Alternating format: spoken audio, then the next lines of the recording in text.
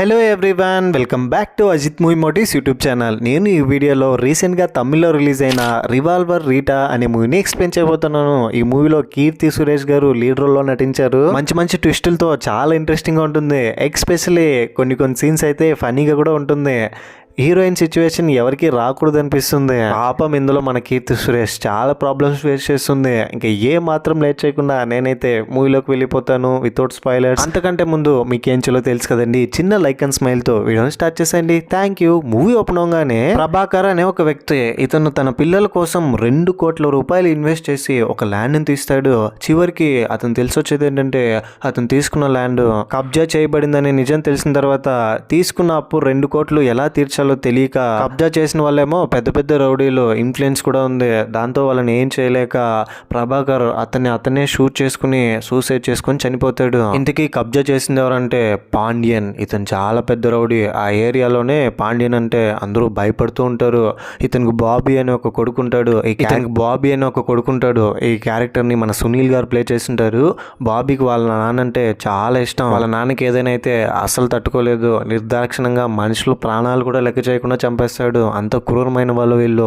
పాండ్యన్, అతని కొడుకు బాబీ, వీళ్ళకి ఆపోజిట్ గా ఒక రౌడీ ఉంటాడు. అతని పేరు రెడ్డి. మనం రెగ్యులర్ గా గుండంకుల్ గురించి చెప్తూ ఉంటాం కదా, అతనే గుండంకుల్ వాళ్ళ నాన్నని పాండ్యన్ చంపేసిన తర్వాత ఎలాగైనా పాండ్యన్ చంపాలన్న పగతో ఉంటాడు. వాళ్ళ అన్న ఆత్మకి శాంతిని చేకూర్చాలని ఇలా వీళ్ళ మధ్య గొడవలు నడుస్తూనే ఉంటుంది. కట్ చేస్తే కొన్ని సంవత్సరాల తర్వాత ఇదిగో ఇప్పుడు మీరు స్క్రీన్ మీద చూస్తున్నారు కదా, తినే మన మూవీలో heroine Keerthy Suresh alias Rita.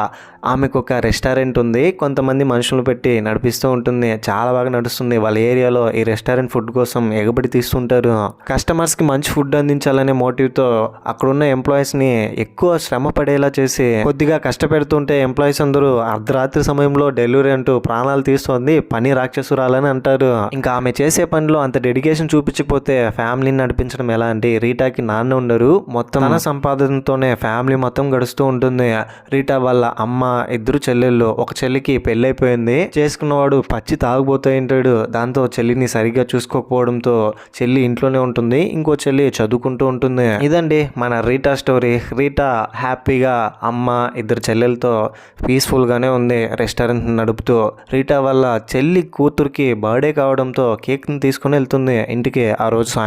అదే రోజు సాయంత్రం లూలు అనే ఒక బ్రోకర్ పాండ్యన్ ఫోన్ చేసి, సార్ ఒక మంచి అమ్మాయి దొరికింది సార్, ఆ అమ్మాయి ఫోటో పంపిస్తున్నాను, ఈ రోజు రాత్రికి సెట్ చేయనా అంటే, పాండ్యన్ ఆ అమ్మాయి చేసిన రీల్ని చూస్తాడు. అందులో ఉన్న పాట ఆ అమ్మాయి చాలా మోడర్న్ గా అందంగా ఉండడంతో, ఫోటో చూసాను లూలు, నాకు అమ్మాయి నచ్చింది, ఈ రోజు రాత్రికి వస్తున్నానని చెప్పి అన్ని రకాల ఏర్పాట్లు చేయమంటాడు లూలుని. ఇక్కడ రివీల్ అయ్యే ట్విస్ట్ ఏంటంటే, లూలుతో కొంతమంది మాట్లాడి పాండ్యన్ ని వేసేయాలని ప్లాన్ చేసింటారు. రాత్రికి వాళ్ళు అరేంజ్ చేసిన అమ్మాయిని కలవడానికి వచ్చినప్పుడు ఆ అమ్మాయి పేరు సోనియా. మార్టిన్ అండ్ కొంతమంది మనుషులందరూ కలిసి పాండ్యన్ వేసేసి పాండ్యన్ తల తీసుకెళ్లి రెడ్డి గారికి ఇస్తే, అదేనండి మన గుండంకుల్ డబ్బుల మీద ఆశతో 2 కోట్లు వస్తాయని మార్టిన్ వాళ్ళ మనుషులందరూ లూలుతో కలిసి సోనియాని అక్కడ పెట్టి ఈ ప్లాన్ చేసింటారు. పాండ్యన్ ఏమో ఇలాంటి పనులు సొంత కొడుకుకి చెప్పి చేస్తే చాలా బాగోదని అతని అసిస్టెంట్ కి ఆ బాబీ వచ్చి అడిగితే, నేను బయటికి వెళ్ళి పడుకున్నానని చెప్పు, వేరే ఏం చెప్పొద్దని అక్కడ నుంచి వెళ్తాడు. ఫైనలీ ఇతను ఇక్కడికి వస్తున్నప్పుడు కారులో దమ్ము కొట్టి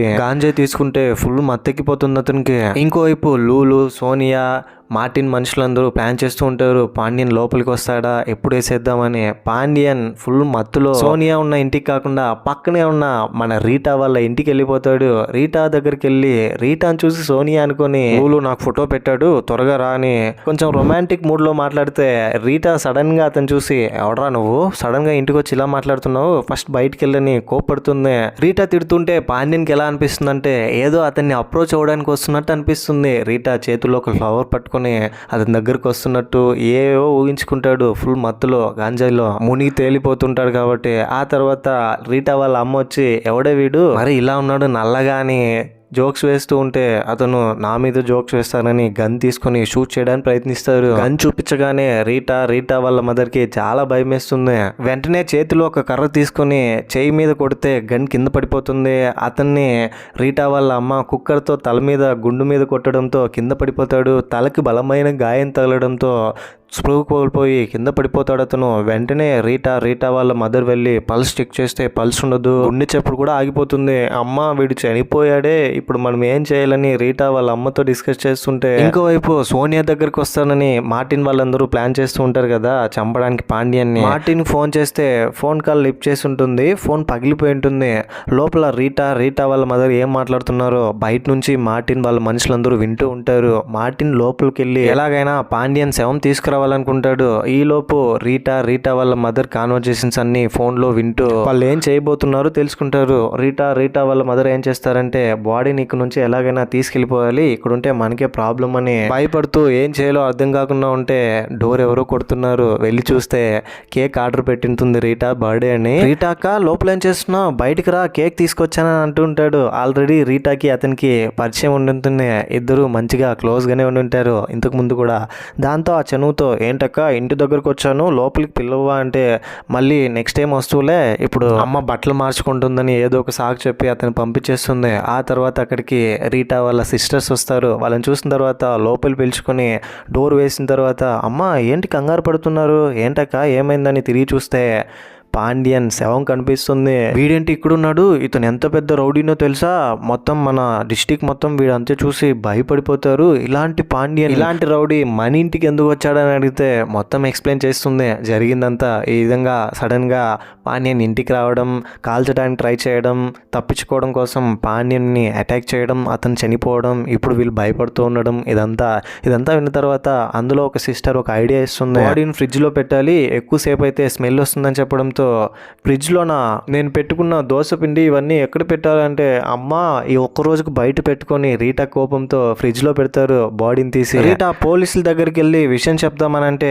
ఎలాగో పాండ్యన్ రౌడీనే కాబట్టి ప్రాబ్లం అవ్వదని అనుకుంటే, ఆ ఏరియా ఎస్ఐ ఆల్రెడీ రీటా మీద పగతో ఉంటాడు. ఒకరోజు ఆ ఏరియా ఎస్ఐ రీటా వాళ్ళ రెస్టారెంట్కి వచ్చి ఫ్రీగా నాకు ఫుడ్ పెట్టలేదని అక్కడున్న ఎంప్లాయీస్తో గొడవ పడుతుంటే అదంతా రికార్డ్ చేసి సోషల్ మీడియాలో పెట్టి అతను 3 నెలలు సస్పెండ్ అయ్యేలా చేస్తుంది. దాంతో అతను ఫుల్ కోపంతో ఉంటాడు, నువ్వు కూడా ఒక రోజు నాకు దొరకకుండా పోతావా, నేను రివెంజ్ తీర్చుకుండా పోతానా అని. అందుకే రీటా స్టేషన్కి వెళ్ళడానికి భయపడుతుంది. బాడీని అలాగే పెట్టి రిలేటివ్స్ అందరినీ పిలిచి బర్త్డేని సెలబ్రేట్ చేసుకుంటారు. ఇంకా వేరే ఆప్షన్ లేక అందరినీ పిలిచేసాం కాబట్టి మార్టిన్ గుండంకుల్ రెడ్డికి ఫోన్ చేసి, పాండ్యన్ చనిపోయాడు, 2 కోట్లు డబ్బులు రెడీ చేసుకోని అంటే, గుండంకుల్ చాలా హ్యాపీగా ఫీల్ అయ్యి, వాడి తల కావాలి నాకు, వాడి తలని వాడి కొడుకు బాబీకి గిఫ్ట్గా పంపించాలి, 2 కోట్లు ఏంటి ఎక్స్ట్రా 4 కోట్లు ఇస్తాను, ఇంకో కోటి కూడా కలిపి 5 కోట్లు ఇస్తాను, త్వరగా తలను తీసుకొచ్చాయని చెప్తాడు. ఇంకోవైపు బ్రోకర్ లూలు సోనియాని అతని దగ్గర పెట్టుకుని, నాకు ఇవ్వాల్సిన డబ్బులు ఇచ్చేస్తే నేను వెళ్ళిపోతానంటే,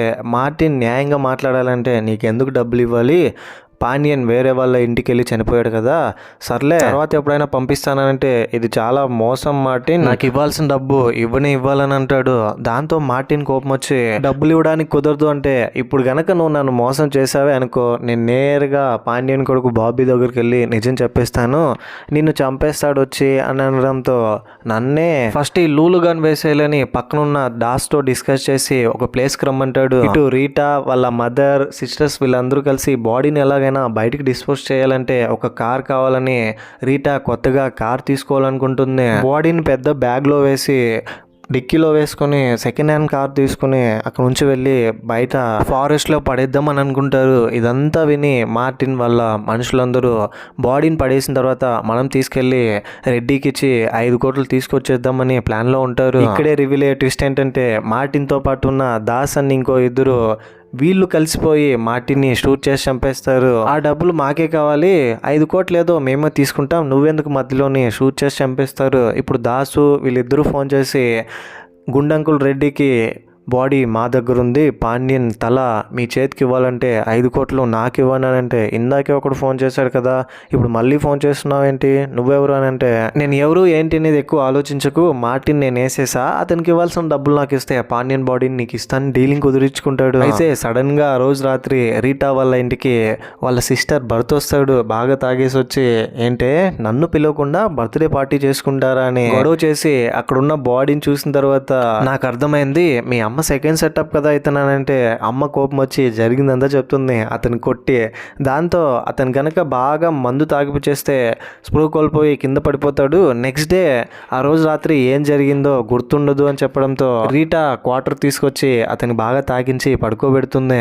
దాసు అతని పక్కనున్న ఇద్దరు లూలుకు ఫోన్ చేసి అర్జెంట్గా ఇక్కడికి రా, నీకు ఇవ్వాల్సిన డబ్బులు ఇస్తామని చెప్తే లూలు అప్పటికే మార్టిన్ వీళ్ళ చేతుల్లో చనిపోయాడనే నిజం తెలుసుకుంటాడు. ఎందుకంటే వాళ్ళని చంపుతుంటే లూలు పక్కనే దాక్కుని చూస్తాడు. అతని పక్కన సోనియా కూడా ఉంటుంది. ఇప్పుడు కనుక వాళ్ళ దగ్గరికి వెళ్తే నన్ను చంపేస్తారని లూలు సోనియా వీళ్ళిద్దరు కలిసి అక్కడ నుంచి వెళ్తారు. అండ్ ఇంకోవైపు పాండ్యన్ కొడుకు Bobby next day morning Pandian assistant నాన్నగారు ఎక్కడ రానంటే రోజు పొద్దున్నే 6 గంటలకే వచ్చేసేవాడు, ఈ రోజు రాలేదు, ఎక్కడికి వెళ్ళాడో తెలియదు అని చెప్తాడు. దీంతో నాన్నని చంపాలని చాలా మంది ప్లాన్స్ చేస్తున్నారు, ఏమైందో కనుక్కోండి పాండ్యన్ ఎక్కడికి వెళ్ళాడో తెలుసుకుంటూ ఉంటాడు. రీటా ఏమో ఒక సెకండ్ హ్యాండ్ కార్ తీసుకుని ఇంటికి వస్తుంది.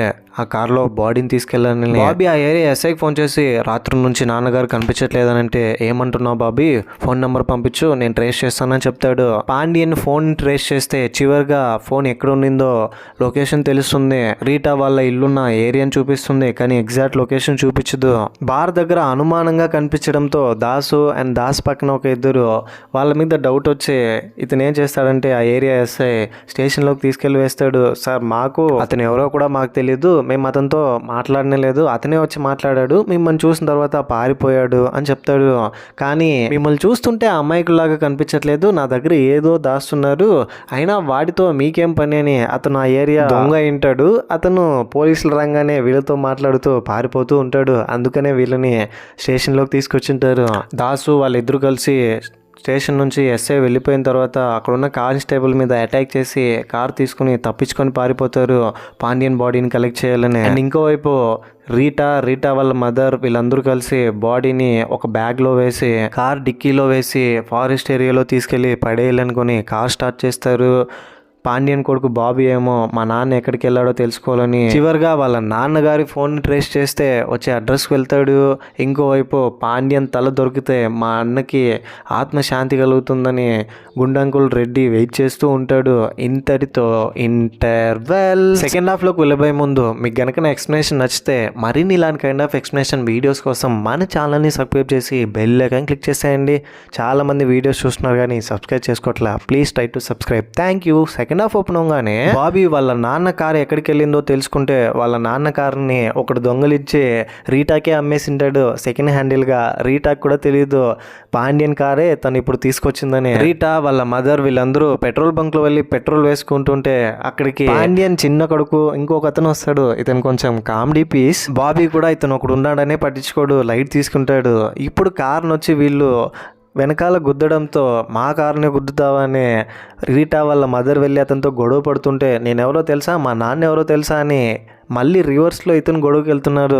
అమ్మ ఈ టైంలో ఇది అవసరమా, అతను ఎవరో తెలుసా, మనం చంపేసిన పాండ్యన్ వాళ్ళ చిన్న కొడుకు, సైలెంట్గా వెళ్ళిపోదాం పదా, ఇక్కడ ఉంటే మనకే ప్రాబ్లం అంది నచ్చ చెప్పి అక్కడ నుంచి తీసుకెళ్తుంది. బాబీ అండ్ అలాగే పాండ్యన్ చిన్న కొడుకు వీళ్ళిద్దరూ కలిసి వాళ్ళ మనుషులతో అసలు పాండ్యన్ ఎందుకు అక్కడికి వెళ్ళాడో రీజన్ తెలుసుకున్న తర్వాత లూలు అనే ఒక బ్రోకర్ సోనియా అనే ఒక అమ్మాయిని సెట్ చేయడంతో వెళ్ళాడని తెలుసుకొని లూలుని వెతుకుతూ వెళ్తారు ఆ ఏరియాలో వాళ్ళ ఇంటి దగ్గరికి వెళ్తే ఇంట్లో అక్కడ నుంచి పారిపోయి వెళ్ళిపోయాడని తెలుస్తుంది. పాండ్యన్ కారును దొంగలించి ఒకడు రీటాకి అమ్మేసి ఉంటాడు కదా, ఆ విషయం పోలీసులతో బాబీతో చెప్పడంతో రీటా నాకు తెలుసు సార్, చాలా బాగా తెలుసు, పదా వెళ్దామని బాబీని రీటా వాళ్ళ ఇంటి దగ్గర తీసుకెళ్తుంటాడు. అయితే రీటా వాళ్ళ అడ్రస్ ఎగ్జాక్ట్ లొకేషన్ తెలియకపోవడంతో రెస్టారెంట్కి వెళ్ళి రీటా వాళ్ళ సిస్టర్ ఉంటే అక్కడ అడ్రస్ కనుక్కొని వస్తాడు. ఫైనలీ ఫారెస్ట్ ఏరియాలోకి కారుని తీసుకెళ్లి కారు లోపల ఉన్న డిక్కీలో బాడీని తీసి పడేద్దామని ట్రై చేస్తుంటే డిక్కీ ఓపెన్ అవ్వట్లేదు. రీటా చాలా కంగారు పడిపోతుంది. పక్కనున్న అమ్మేమో ఏంటి ఇది,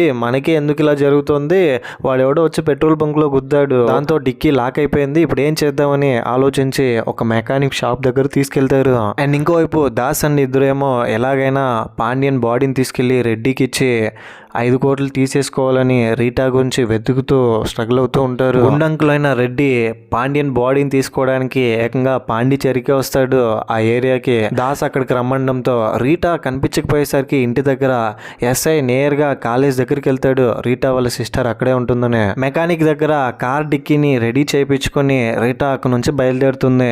బాబీ వాళ్ళ మనుషులు వీళ్ళ తమ్ముడు వాళ్ళ నాన్న పాండ్యని అక్కడికి వెళ్ళడానికి సోనియా అనే అమ్మాయి కారణం కదా, ఆ అమ్మాయి రీల్ పంపించుంటారు. ఆ రీల్ లోని పాటని తెలుసుకొని ఆ పాటకి ఎవరైతే రీల్ చేశారో మొత్తం అన్ని రీల్స్ ని ప్లే చేసి చూస్తారు. అందులో ఒక రీల్ సోనియా దవడంతో సోనియాని చూసి బాబీ తమ్ముడు కనిపెట్టేస్తాడు. ఈ అమ్మాయిని చూసి నాన్నగారు వెళ్ళారని సోనియా గురించి వెతుకుతూ ఉంటాడు. ఇంకోవైపు రెడ్డి నువ్వు చెప్పిన చోట 5 కోట్లతో రెడీగా ఉన్నాను, ఇంకా వాడి తల తీసుకురాలేదేంటని దాసుకు ఫోన్ చేస్తే రెడ్డి గారు వెయిట్ చేయండి, మీరు డబ్బుతో రెడీగా ఉండండి, ఇంకో హాఫ్ అన్ అవర్లో నేను శవంతో మీ ముందుంటానని అంటాడు. రోడ్డు మీద వస్తూ ఉంటే రీటా వాళ్ళ మదర్ వీళ్ళందరూ కార్లో సడన్ గా ఎస్ఐ కార్ నాపి దొంగతనం చేసి కార్ను తీసుకొచ్చేసారా, ఎన్ని రోజులకు దొరికావా బంగారం, పదండి స్టేషన్ లో మాట్లాడుకుందామని స్టేషన్ లోకి తీసుకెళ్తాడు. సార్ ఒక హాఫ్ అన్ అవర్ టైం ఇవ్వండి, టోటల్ ఫ్యామిలీనే స్టేషన్ కి వచ్చేస్తామని చెప్పినా కూడా వినకుండా ఎస్ఐ ఆ కారును తీసుకుని స్టేషన్ దగ్గరికి రమ్మంటాడు. రీటా వాళ్ళ మదర్ స్టేషన్ లో ఎస్ఐ కానిస్టేబుల్ తో కంప్లైంట్ రాయండి, కారుని దొంగతనం చేయడమే కాక వీళ్ళ దగ్గర మారణ ఆయుధాలు కూడా ఉన్నాయని మసాలాలు యాడ్ చేసి రాయండి, కేసు స్ట్రాంగ్గా ఉండాలి, ఈ రీటాకి నేనేంటో చూపిస్తానని కేసు రాయమండంతో రీటా పర్సనల్గా మీతో మాట్లాడాలి సార్ అని లోపల తీసుకెళ్ళి, సార్ ఎలాగైనా ఇందులో నుంచి నేను బయటపడాలి, ఆ కారుని నేను డబ్బిచ్చే తీసుకున్నాను, కావాలంటే వాడి అడ్రస్ కూడా చెప్తానని చెప్తే, ఎవడికి కావాలమ్మా, నాకు కావాల్సింది నువ్వు ఇందులో ఇరుక్కోవడమే, సరే ఒక పంచే, నువ్వు ఇంతలా బ్రతిమలాడుతున్నావు కాబట్టి ఒక 50 లక్షలు రెడీ చేసుకో, ఈ కేసుని కొట్టేస్తాను అంటే 50 లక్షల 5 లక్షలు రెడీ చేయగలనని రీటా అంటే, మీ సిస్టర్ కూడా చాలా అందంగా ఉన్నట్టుంది, నువ్వు కూడా అందంగానే ఉన్నావులే అని నేను చెప్పిన వాళ్ళతో కలిస్తే అండ్ నన్ను కూడా కొంచెం పట్టించుకుంటే ఈ డబ్బులన్నీ ఈజీగా మీరు సంపాదించవచ్చు అని అంటే రీటా వాళ్ళ మదర్కి రీటాకి చాలా కోపం వస్తుంది వీళ్ళతో ఇలా మాట్లాడినందుకు.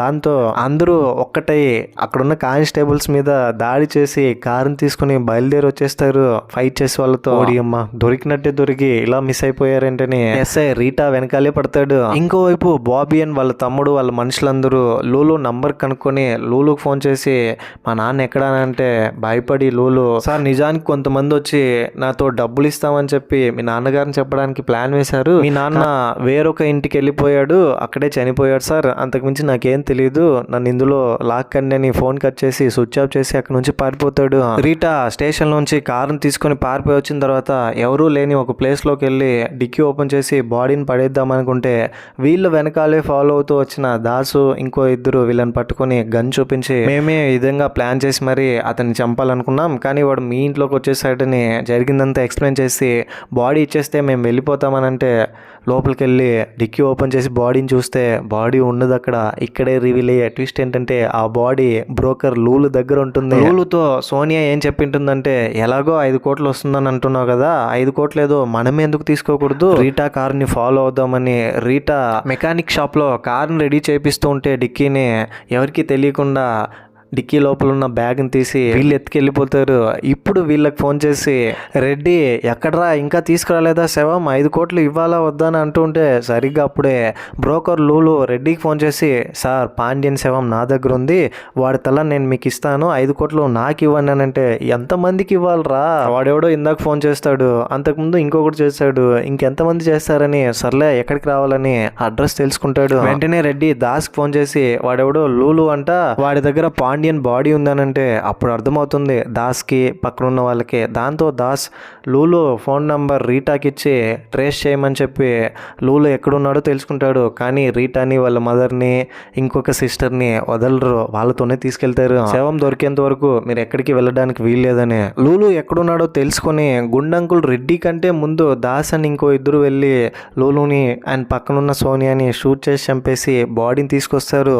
బాడీ దొరికిపోయింది కదండి, ఇప్పుడైనా మమ్మల్ని వదిలేయండి అని అంటే రీటాని పక్కనున్న వాళ్ళని వదలరు. గన్ తీసుకొని దాసు రీటా వాళ్ళ మదర్ని సిస్టర్ని షూట్ చేయబోతూ ఉంటాడు. ఇంకా మీరెందుకు బయటికి వెళ్ళడం, చంపేస్తే పోలే అని గన్ తీసుకొని రీటాని షూట్ చేస్తూ ఉంటే పక్కనే ఉన్న ఇంకో అతను దాస్తో పాటు ఉన్నవాడే దాస్ని ఇంకొక అతన్ని షూట్ చేసి చంపేస్తాడు. అతను ఎందుకు చంపింటాడంటే అతని దగ్గర ఇంతకుముందు రీటా కొంచెం రొమాంటిక్గా మాట్లాడుతుంది.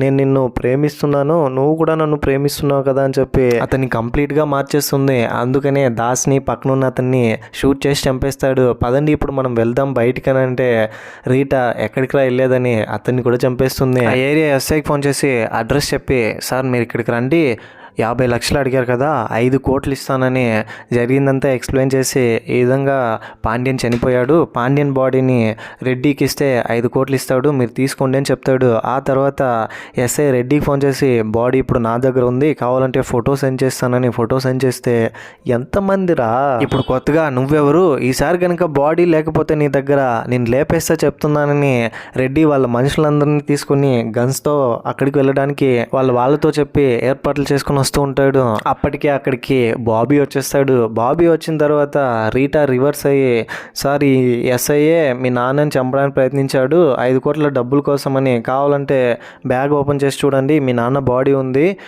ఎస్ఐ ఫోన్లో ఫోటో చూడండి, రెడ్డికి పంపించాడని చెప్తుంది. నువ్వు చెప్తున్నది నేను ఎలా నమ్మాలి, నా కళ్ళలోకి చూసి చెప్పు అని అంటే జరిగిందంతా రీటా బాబీతో చెప్తుంది. మీ నాన్న మా ఇంటికి వచ్చేసాడు వేరే వాళ్ళ ఇంటికి వెళ్ళి, ఆ తర్వాత వీళ్ళందరూ చేరి మీ నాన్నని చంపేశారు 5 కోట్ల డబ్బుల కోసం, ఇప్పుడు 5 కోట్లు తీసుకోవడానికి రెడ్డి కూడా ఇక్కడికి రాబోతున్నాడు అని చెప్తుంది. దాంతో ఎస్ఐ నన్నే మోసం చేస్తావరని షూట్ చేసి చంపేస్తాడు ఎస్ఐని. దాంతో అక్కడ బాబీ వాళ్ళ తమ్ముడు, ఈ అమ్మాయిని చూస్తుంటే నాకు ఎందుకో నమ్మబుద్ధి అవ్వట్లేదు, నాన్నని ఈమె చంపేసి ఉంటుంది, తను చెప్తున్నది అబద్ధం కూడా అయ్యిండొచ్చు కదా అని అంటే బాబీ కోపంతో గన్ తీసుకొని పాయింట్ బ్లాక్లో పెట్టి చెప్పవే ఏం జరిగిందనంటే జరిగిందంతా నిజం చెప్పేస్తుంది. అప్పటికే అక్కడికి గుండంకుల్ రెడ్డి వచ్చేస్తాడు వాళ్ళ మనుషులతో గన్స్తో. దాంతో బాబీ మనుషులందరినీ షూట్ చేసి చంపేస్తారు. బాబీని కూడా చంపుతూ ఉంటే వెనకాల నుంచి రీటా బాబీని కొట్టి గుండంకుల్ బాబీని షూట్ చేయడానికి హెల్ప్ చేస్తుంది. దాంతో గుండంకుల్ చాలా థ్యాంక్స్ అమ్మా, చాలా హెల్ప్ చేశాను నాకు వీడిని చంపడానికి, మా అన్నగారు ఆత్మ శాంతిస్తుంది, వెళ్ళు ఇక నుంచి నీ ఫ్యామిలీని తీసుకుని, ఇక నుంచి నీకు ఎలాంటి ఇబ్బంది ఉండదు, నీకు దీనికి ఏ సంబంధం లేదు, ఇదంతా ఒక పీడ కళలా మర్చిపోనంటే గుండంకుల్ని పిలిచి, మర్చిపోవాలా, నీ రివెంజ్ తీర్చుకున్నావు, మరి నా రివెంజ్ సంగతి ఏంటని గన్ తీసి గుండంకుల్ని షూట్ చేసి చంపేస్తుంది రీటా. ఎందుకంటే చిన్నప్పుడు రీటా వాళ్ళ నాన్న ప్రభాకర్ని చంపింది ఇతనే. చంపినడు ఇండైరెక్ట్గా సూసైడ్ చేసుకునేలా చేసింటాడు. అతను తీసుకున్న 2 కోట్ల ల్యాండ్ని రెడ్డినే కబ్జా చేసింటాడు. ఆ పగతో వాళ్ళ నాన్నని దూరం చేశాడని రీటా కోపంతో షూట్ చేసి చంపేస్తుంది గుండంకుల్ని. న్యాయంగా 5 కోట్లు నాకే దక్కాలని రీటా వాళ్ళ మదర్ తీసుకుంటారు. దాంతో బాబీ వాళ్ళ తమ్ముడు, ఇక నుంచి నేను వీళ్ళ సామ్రాజ్యాన్ని ఏలుతాను, బాబీని రెడ్డి చంపేశాడు, రెడ్డిని బాబీ చంపేశాడు, ఇద్దరి మధ్య గొడవలతో వాళ్ళ మనుషులు కూడా చంపేశారని నేను సాక్ష్యం చెప్తా పోలీసులు కానీ, చాలా థ్యాంక్స్ అని రీటాకి చెప్తాడు. అతని అమాయకత్వాన్ని చూసి రీటా కూడా, ఓ మీరే ఇంకా పాండిచ్చేరికి కొత్త డానా అని, థ్యాంక్ యూ డానా అని అక్కడ నుంచి వెళ్ళిపోతారు. ఇంతటితో మూవీ ఎండ్ అయిపోతుంది. ఈ మూవీపై మీ ఒపీనియన్ ఏంటి, నా ఎక్స్ప్లెనేషన్ మీకు ఎలా అనిపించింది అనే దాన్ని జెన్యూన్ ఒపీనియన్ని కింద కమెంట్ బాక్స్లో నాతో షేర్ చేసుకోండి. ఈ మూవీస్ అండ్ ఎక్స్ప్లెనేషన్ వీడియోస్ కోసం మన ఛానల్ని సబ్స్క్రైబ్ చేసి బెల్ ఐకాన్ క్లిక్ చేసేయండి. ఇంకో ఇంట్రెస్టింగ్ మూవీ ఎక్స్ప్లెనేషన్ వీడియోతో మీ ముందుంటాను. అంతవరకు సేఫ్గా ఉండండి, నవ్వుతూ ఉండండి, నవ్విస్తూ ఉండండి. Thank you. జై హింద్.